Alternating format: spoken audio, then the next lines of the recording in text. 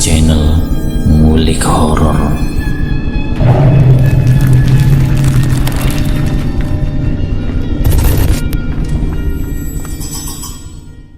Assalamualaikum warahmatullahi wabarakatuh. Kembali lagi di channel Ngulik Horor. Channel kami menceritakan tentang kisah-kisah misteri yang mungkin bisa menemani agan-agan dan sista semua. Kali ini saya akan membawakan kisah misteri yang ditulis oleh Ridwan Sinuraya. Kalian juga dapat mengunjungi FB-nya langsung ya. Nanti link saya akan sediakan di kolom deskripsinya.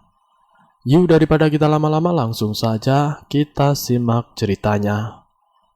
Bismillahirrahmanirrahim. Kali ini saya akan membawakan kisah misteri yang berjudul Mitos. Ada yang pernah tidak mendengar suatu mitos? Ya, mitos itu sesuatu yang belum tentu benar, tapi tidak ada salahnya buat dicoba. Aku sering sekali mendengar mitos inilah, itulah.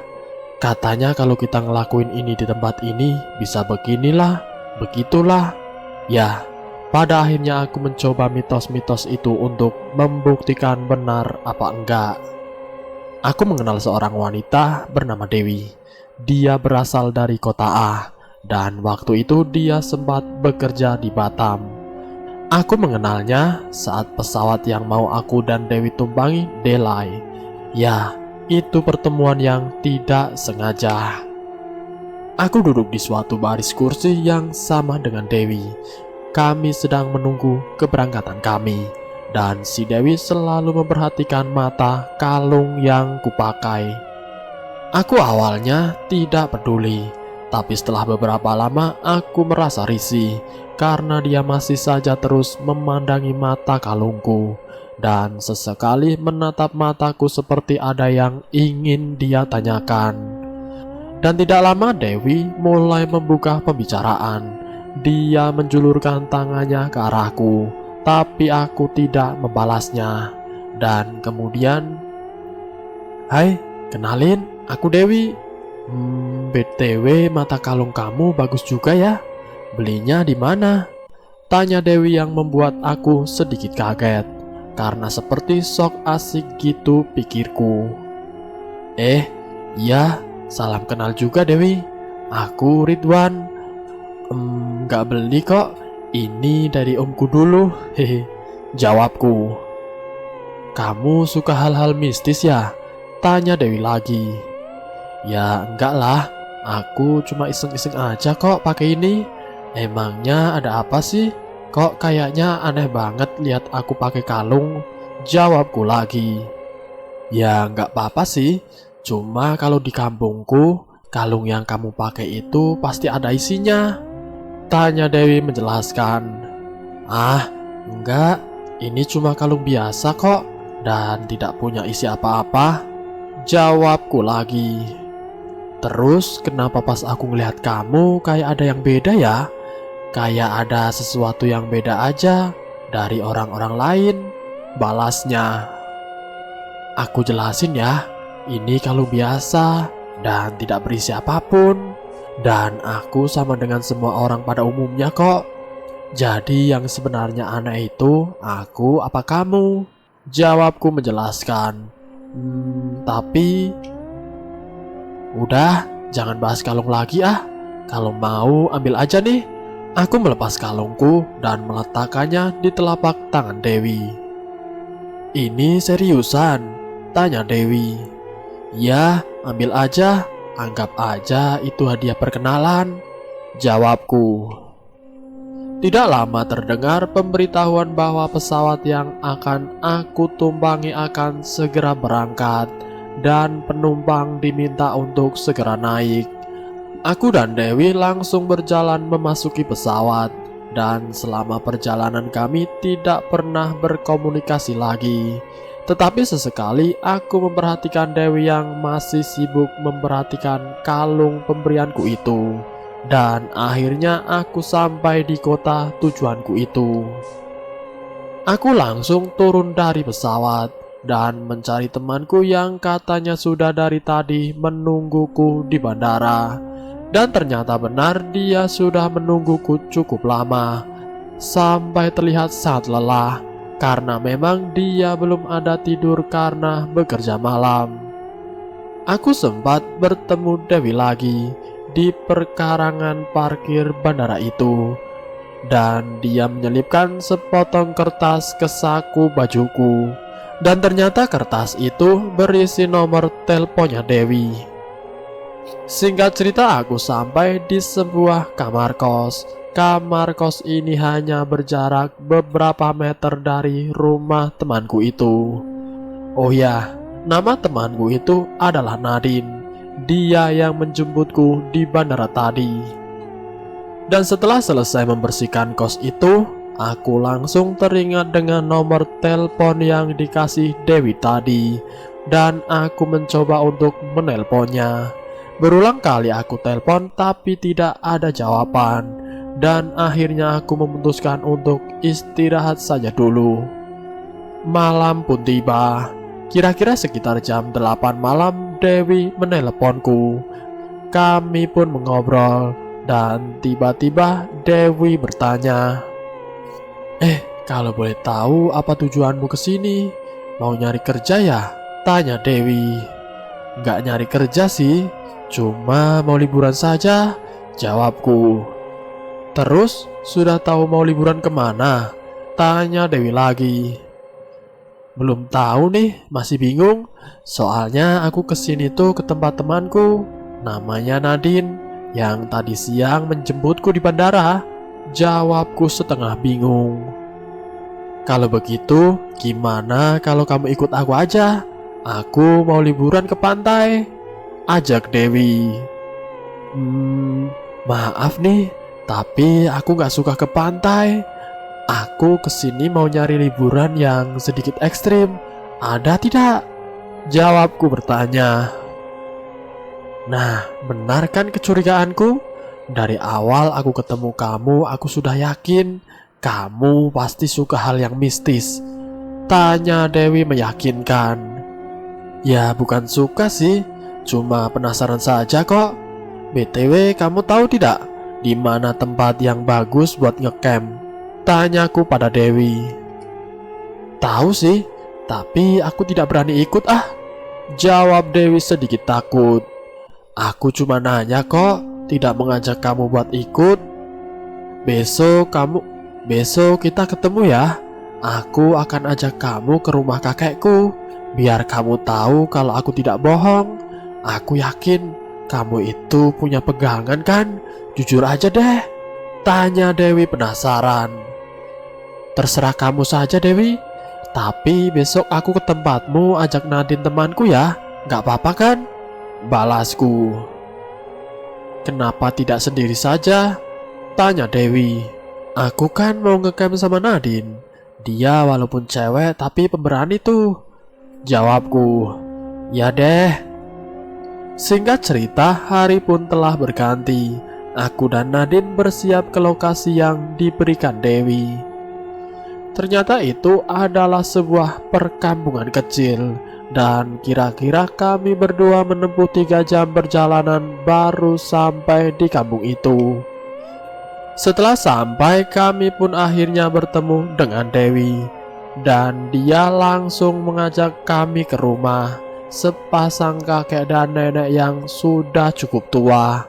Bahkan badannya sudah sangat bungkuk. Kata Dewi itu adalah kakek dan nenek kandungnya. Ketika sampai di rumah kakek itu, kami langsung dipersilahkan masuk. Dan baru saja aku duduk, kakek itu berkata, Dek, apa sebenarnya tujuanmu datang ke sini? Dan siapa kakek yang berjubah putih yang selalu berdiri tidak jauh darimu itu? Tanya kakek. Kakek salah lihat kali. Aku kesini cuma bertiga kok. Aku, Nadine sama Dewi kek. Jawabku. Kamu jangan bohong. Pasti dia penjaga kamu kan? Tanya kakek lagi. Bukan kek, saya tidak tahu apa yang kakek maksud. Memang benar saya kesini cuma bertiga kek. Jawabku menjelaskan. Kakek itu langsung menutup pintu rumahnya. Dia seperti ketakutan dan dia bilang, "Kamu mau kemana dan apa tujuannya?" tanya kakek itu. "Saya dan Nadine rencananya mau ngecamp di hutan, kek," jawabku. "Mau cari apa di sana?" tanya kakek lagi. "Cuma mau ngecamp beberapa hari aja kok, kek. Liburan gitulah," jawabku menjelaskan. "Saya ingatin kalian berdua ya, jangan melakukan apapun di hutan itu, apalagi melakukan zina," jawab kakek menjelaskan. "Maaf kek, saya tahu apa yang tidak boleh dan apa yang diperbolehkan. Jadi mohon maaf sekali ya kek, saya mau pamit karena takut kesorean di perjalanan," jawabku sambil berpamitan. "Oh, tunggu, kakek mau kasih kamu sesuatu." Kakek itu mengambil sebuah kain merah yang disimpannya di dalam kamar, dan kain itu berisi pasir putih dan hanya bunga aneh. Aku tidak pernah melihat bunga itu. "Ini ambil, dan jika nanti terjadi sesuatu sama kalian berdua, segera taburkan pasir ini dan sapukan di wajah kalian agar mata kalian tidak disesatkan di hutan itu," jawab kakek sambil menyodorkan kain itu. "Mohon maaf kek, tapi di agama saya hal seperti ini dilarang, dan saya yakinkan bahwa saya akan baik-baik saja karena ini bukan pertama kalinya saya masuk ke hutan, kek," jawabku setengah menolak. Si Dewi menatap sinis ke arahku yang menolak pemberian kakek itu, dan aku menghiraukannya dan segera pamit dari rumah kakek itu. Singkatnya, aku berpisahlah dengan Dewi dan kami menitipkan kendaraan kami di rumah kakek itu. Aku dan Nadine mulai berjalan pelan mengarah ke sebuah hutan pinus yang dari jauh saja sudah kelihatan menyeramkan, tapi terlihat sangat menantang untuk dijelajahi. Oh ya, Nadine ini katanya dia adalah anak indigo. Katanya dia bisa melihat sesuatu yang tidak kasat mata. Tapi niatku mengajaknya karena aku tahu Nadine itu wanita yang punya nyali tinggi dan punya rasa penasaran yang tinggi, seperti tingginya rasa penasaranku. Dia anaknya pendiam dan tidak suka diatur. Jadi selama perjalanan kami banyak diamnya dan sibuk menebangi ilalang-ilalang yang menghalangi perjalanan kami. Waktu itu jam sudah menunjukkan pukul 4 sore dan Nadine menunjuk ke arah sebuah goa. Yang terlihat di mulut goa itu ada seekor anjing yang sedang tidur. Nadine mengajakku untuk beristirahat di dalam goa itu karena memang saat itu sedang gerimis. Kami berdua akhirnya masuk ke dalam goa itu dan langsung meletakkan karir kami yang berat itu karena dipenuhi logistik dan lain-lain. Matahari kian meredup karena akan berganti dengan malam. Aku segera membakar sebuah api unggun di goa itu. Tetapi aku masih dibingungkan dengan anjing hitam yang masih asik tidur di mulut goa itu. Dan karena penasaran, aku bertanya sedikit membisik ke Nadine. "Apa kamu pernah melihat anjing itu bergerak?" tanyaku. "Itu bukan anjing, itu genderuwo," jawab Andin. Aku cuma diam dan sedikit tidak percaya dengan ucapan Nadine itu, dan langsung melanjutkan membuat api unggun tanpa memperdulikan anjing yang terbaring tak jauh dariku saat itu. Singkat cerita, aku melaksanakan sholat maghrib dan dilanjutkan sholat isya di goa itu dengan mengandalkan kompas untuk penunjuk arah kiblatku. Nadine hanya terduduk diam sambil membaca sebuah novel. Karena memang si Nadine ini adalah non-muslim, jadi dia tidak ikut melakukan sholat. Setelah sholatku selesai, aku langsung membuat makan malam untukku dan Nadine. Kami pun makan dan Nadine membagi sedikit daging dari makanannya untuk anjing hitam itu. Singkat cerita, waktu sudah menunjukkan pukul 10 malam dan kami sudah berada di tenda kami masing-masing. Dan karena aku khawatir dengan Nadine, aku memutuskan untuk mengeceknya di tendanya yang ternyata dia sudah tertidur. Lalu aku dengan sangat pelan mengikatkan di jari kakinya sebuah tali yang dimana tali itu tersambung ke tendaku, agar jika Nadine keluar dari tendanya nanti aku bisa tahu. Karena Nadine adalah tanggung jawabku waktu itu, sebab aku yang mengajaknya ke camp. Setelah selesai, aku kembali ke tendaku dan langsung tidur karena badan terasa sudah sangat lelah. Pagi pun tiba dan yang pertama kali aku cek adalah Nadine karena takut dia kenapa-kenapa, dan ternyata dia masih tertidur.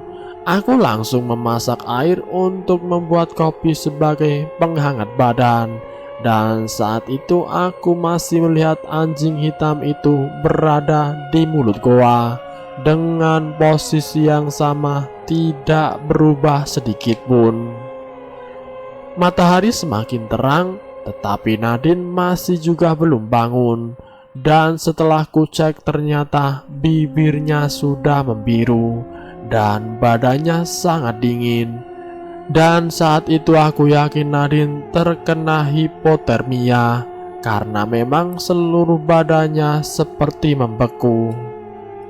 Aku langsung menyelimutinya dan memasak air hangat untuk menghangatkan badan Nadine dengan handuk kecil yang sudah kurendam dengan air hangat itu. Setelah beberapa lama, akhirnya Nadine tersadar sambil menggigil. Aku langsung menyuruhnya meminum secangkir teh yang sudah kubuat agar badannya kembali hangat. Nadine tidak mengucapkan sepatah kata pun saat itu. Dia hanya menatap kosong dan itu membuatku semakin khawatir. Dan setelah matahari sudah sangat terang, aku meminta Nadine untuk berjemur agar badannya kembali normal. Singkat cerita, hari sudah menjelang sore, tapi Nadine masih tidak berucap sepatah kata pun. Hanya dia membisu dengan mata yang terus menatap kosong. Karena aku tak mau kondisi Nadine semakin parah, aku akhirnya bergegas menyusun beberapa peralatan dan menggendong Nadine keluar dari tenda itu dan mencari tempat lain untuk membangun tenda. Karena aku merasa banyak hal yang aneh setelah Nadine masuk ke dalam goa itu. Akhirnya kira-kira 150 meter dari goa itu, aku melihat tempat yang pas untuk mendirikan tenda. Dan aku langsung menurunkan Nadine yang saat itu masih kugendong dan segera membangun tenda untuknya. Setelah tenda selesai, aku memasukkan Nadine ke dalam tenda dan meninggalkannya sebentar karena aku mau ke sungai yang tak jauh dari tenda itu untuk mandi dan berwudu. Setelah selesai mandi dan berwudu, aku langsung kembali ke tenda dan mengecek keadaan Nadine yang saat itu dia sedang tertidur. Waktu itu sudah menunjukkan masuknya azan maghrib dan aku langsung melaksanakan sholat di tendaku, dan begitu juga sampai selesai sholat isya. Setelah selesai sholat, aku menyiapkan makanan untuk kami berdua, tapi Nadine yang hanya menatap lurus ke arah atap tenda tidak merespon ucapanku yang mengajaknya dia makan. Aku mempercepat makanku karena ingin melakukan ruqyah kepada Nadine yang sepertinya dia sedang dalam pengaruh gangguan jin. Aku masuk ke dalam tenda Nadine dan duduk di depannya sambil membaca beberapa ayat ruqyah. Nadine nampak gelisah dan sesekali menggigit tangannya hingga berbekas, dan sangat pelan terdengar dari mulutnya dia berulang kali mengucapkan, "Tolong berhenti, panas, panas, panas." Aku yang melihat itu semakin menguatkan bacaanku dan tidak lupa membacakan doa ke sebotol kecil air mineral untuk memberi minum ke Nadine agar dia segera pulih. Tapi tiba-tiba Nadine duduk di hadapanku dan seperti meniru gaya dudukku dan meniru semua bacaanku. Tentu itu membuatku sedikit merinding, tapi itu tidak membuatku berhenti meruqyah Nadine dan terus mencoba mengeluarkan jin di tubuhnya. Singkat cerita, Nadine akhirnya terbaring lemas karena jin yang merasukinya telah keluar. Tidak lama dia terbangun dan kaget mendengar aku membacakan doa untuknya. Aku langsung menyuruhnya untuk tetap istirahat dan menjelaskan kepadanya kalau semuanya baik-baik saja. Kami pun tidur di tenda yang berbeda, tapi aku tak lupa mengikatkan sebuah tali di jari kakinya seperti biasa agar bisa tahu jika Nadine tiba-tiba kerasukan lagi. Akhirnya pagi tiba dan itu berarti kami sudah 2 hari berada di hutan itu. Aku meminta Nadine untuk pulang dan ia pun mau. Aku langsung bergegas menyusun semua peralatan dan kami berjalan meninggalkan hutan itu tanpa ada halangan sama sekali. Sesampainya di rumah kakek itu, kami langsung izin pulang dan mengambil kendaraan kami. Singkatnya, aku langsung mengantar Nadine ke sebuah pangkalan taksi dan membayar tagihan taksinya untuk membawa Nadine pulang. Sementara aku masih mau melanjutkan penjelajahanku di hutan itu. Taksi sudah mulai berjalan membawa Nadine pulang. Nadine awalnya tidak memperbolehkanku untuk masuk ke hutan itu lagi, karena katanya pas malam pertama tidur di gua itu, dia dipeluk sangat kuat oleh genderuwo yang badannya sangat dingin hingga Nadine terkena hipo. Dan dia juga sempat melihat ada sosok perempuan yang menatap ke arah kami dari sela-sela pepohonan. Perempuan itu sambil menunjuk ke arah kami seperti marah karena merasa terganggu dengan kehadiran kami. Tapi semua omongan Nadine tidak aku hiraukan karena aku memang sudah memutuskan untuk terus masuk ke hutan itu lagi. Singkat cerita, aku kembali memutarkan kendaraanku untuk kembali ke hutan itu. Tetapi kali ini aku tidak menitipkan kendaraanku di rumah kakek itu, melainkan aku menitipkannya di sebuah warung kecil yang tak jauh dari hutan itu. Kira-kira berjarak hanya 300 meter saja. Aku mulai memasuki hutan itu lagi, dan tak beberapa lama aku sudah sampai di goa itu lagi.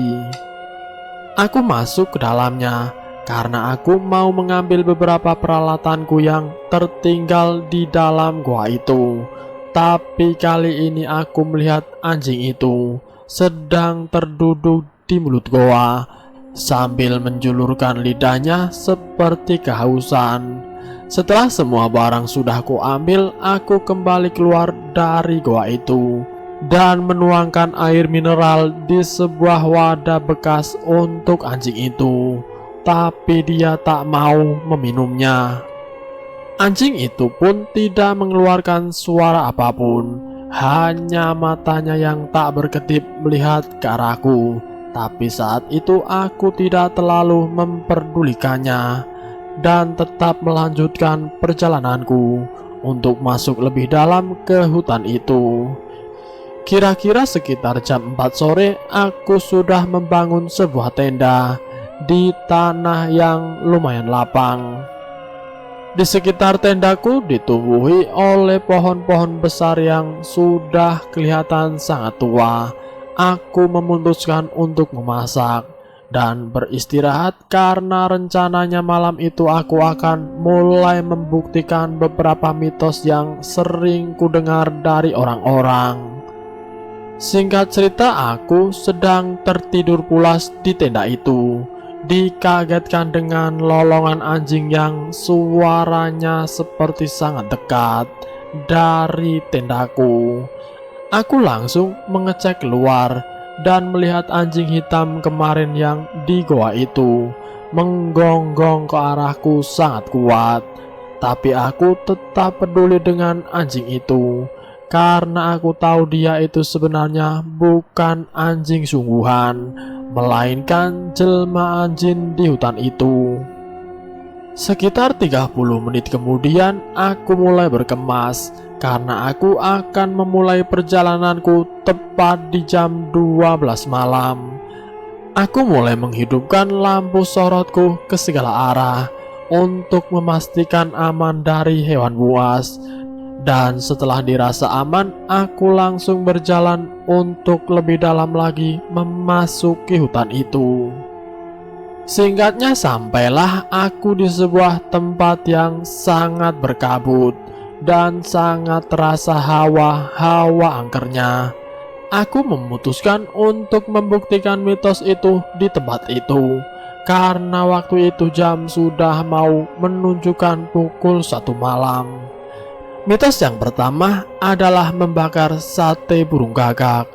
Katanya jika kita membakar sate burung gagak di tengah hutan yang gelap, sate burung gagak kita itu akan dibeli oleh genderuwo, penghuni hutan itu. Dia akan membeli dengan harga beberapa pun sesuai dengan uang yang kita tunjukkan kepadanya. Misalnya waktu itu aku membawa uang cash sebesar 8 juta rupiah, maka satu tusuk sate itu akan dibayar genderuwo itu sebesar 8 juta rupiah juga. Aku mulai mengeluarkan burung gagak yang masih muda dari kandang kecilnya. Burung ini sudah sejak awal aku sampai di kota ini aku membelinya di sebuah toko hewan. Setelah burung itu sudah berhasil aku keluarkan dari sangkarnya, aku langsung menyembelih lehernya hingga mati dan memotong kecil-kecil dagingnya untuk dijadikan sate. Setelah siap, aku langsung membuat bara api dari ranting-ranting pohon di hutan itu dan mulai memanggang sate burung gagak itu. Ya, 1 jam lamanya aku menunggu, tidak ada sesosok makhluk pun yang datang. Hanya sesekali terdengar suara seperti mengendus, tapi entah dari arah mana. Karena merasa mitos itu tidak benar, aku langsung melanjutkan mitos yang kedua. Mitos yang kedua ini adalah kita harus menyiapkan sebuah cermin berukuran sedang dan 1 buah lilin. Nanti lilin itu kita nyalakan di depan cermin itu. Lalu kita duduk di depan cermin itu sambil melihat ke arah api lilin yang terpancar dari cermin tersebut sampai api lilin itu mati dengan sendirinya. Katanya jika kita membuat mitos ini, bakalan ada makhluk yang menunjukkan dirinya untuk beberapa saat dan kita bisa meminta sesuatu. Tanpa banyak membuang waktu, aku langsung mempraktekannya dan tidak sesuai harapan. Tidak ada satupun makhluk yang muncul. Hanya sesekali terdengar ada suara lolongan anjing yang sedikit menyeramkan. Kekecewaanku itu tiba-tiba buyar karena samar-samar aku melihat dari kejauhan ada sosok pria tanpa kepala berdiri tegak memegang sebuah obor.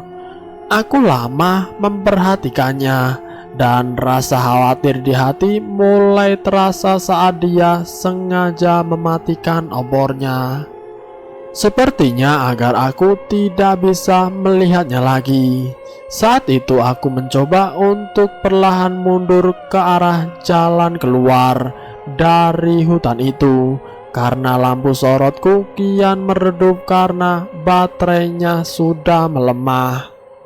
Hampir nyaris tidak terlihat lagi jalan saat itu karena sangat gelap, tanpa ada cahaya bulan yang masuk, dikarenakan rapatnya pepohonan yang tumbuh di hutan itu. Setelah berusaha mencari jalan, akhirnya aku sampai lagi di goa yang sudah beberapa kali aku kunjungi itu.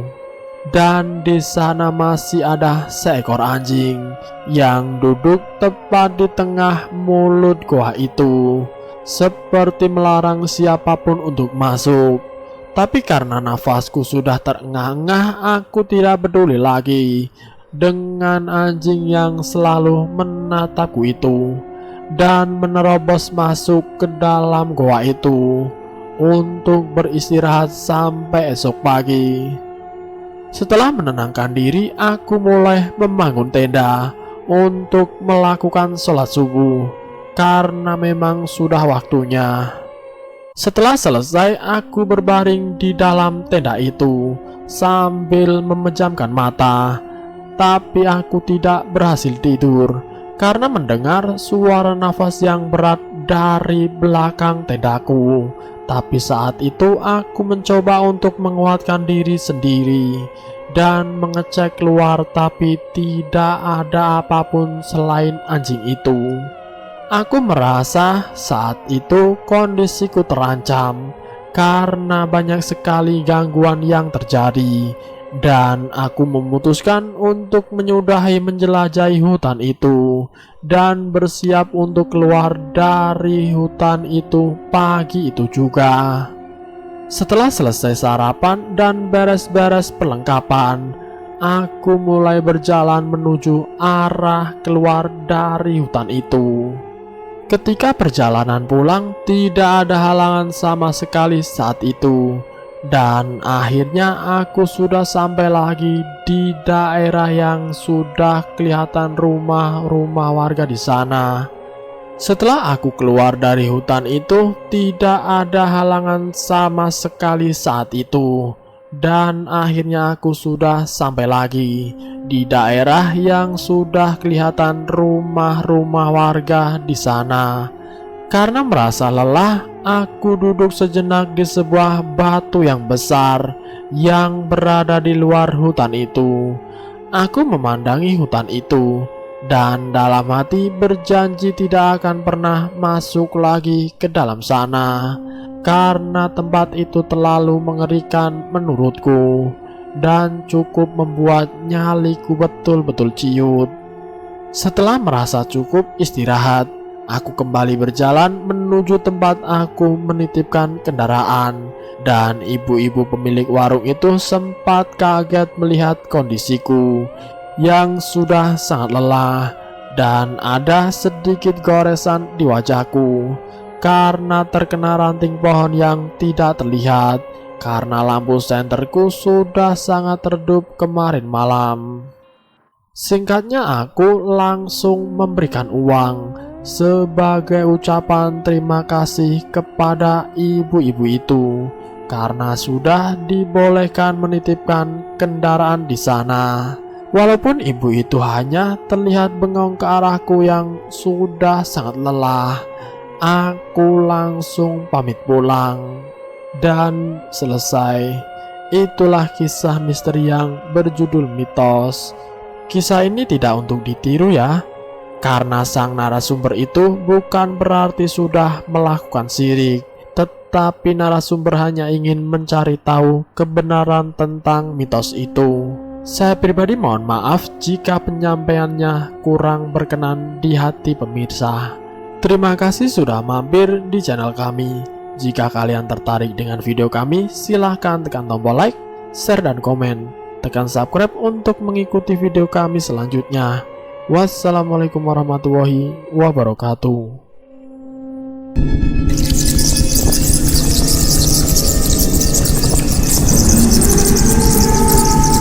Selamat datang di channel Ngulik Horor.